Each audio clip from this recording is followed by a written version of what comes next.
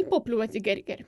Anka n-negozju u l-imsieħba soċjali qed juru tħassib tagħhom wara jiem sħaħ bla dawl. Iżda l-gvern qed jibqa' ma jismax lanqas mill-kritika ta' Rodri Galdes li wkoll qed taqa' fuq widnejn torox u minkejja l-ħafna ftaħir ta' Roberta Bela dwar investiment massiġġ li bħalu qatt ma sar qabel, l-eks Ministru Laburista qal li l-gvern qed imexxi b'management by crisis. Kien għalhekk li Net News staqsa direttament lill-Prim Ministru dwar din il-kritika. Għandi fiduċja fil-Ministru. Qed tiftaħar ħafna bil-proċess, però l-eks Ministru Rodri Galdes qalilkom fejn jidħol id-dawl management by crisis xi twieġbu. Xbajtu tattakkaw il-Rodri Galdes f'daw l-aħħar ġimgħat? Tkellem mhux aħna. Wieħed minn taqkom m'intomx ikkalkulaw. Dan l-istazzjon staqsa wkoll lil Roberta Bela min se jġu r-responsabilità politika l-kriżi fis-sistema tad-dawl. Il-Prim Ministru jgħid li minkejja li l-poplu u lanqas in-negozji m'għandhom tort xorta waħda Mirjam Dalli m'għandix tirreżenja.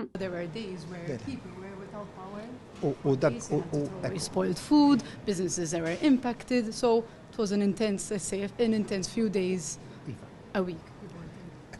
U diġà tħaddit b'mod ċar ħafna, il-poplu m'għandu ebda tort, in-negozji m'għandhom ebda tort. U f'nofs kriżi li ħallit diversi residenzi u negozji bla dawl, il-Prim Ministru donnu kuntenta ruħu li fi kliemu mhux kulħadd kien bla dawl, għalkemm ma rridx jgħid kemm familji, anzjani u sidien ta' ħwienet kienu milquta mill-qtuħ tad-dawl. Mhuwiex kważi kulħadd, jiddispjaċini, mhuwiex kważi kulħadd li spiċċa bla dawl. Prim Ministru taf kemm hawn nies u negozji li ntlaqtu mill-qtuħ tad-dawl. Ċertament mhux kif għadt inti. Kemm hu n-numru? Le, nsaqsik kemm hu n-numru? Tista' tgħidu n-numru ta' kemm hawn nies u negozji mill-quta? Jew stima ta' kemm hemm nies? Ma tafux in-numru? Kienu bosta.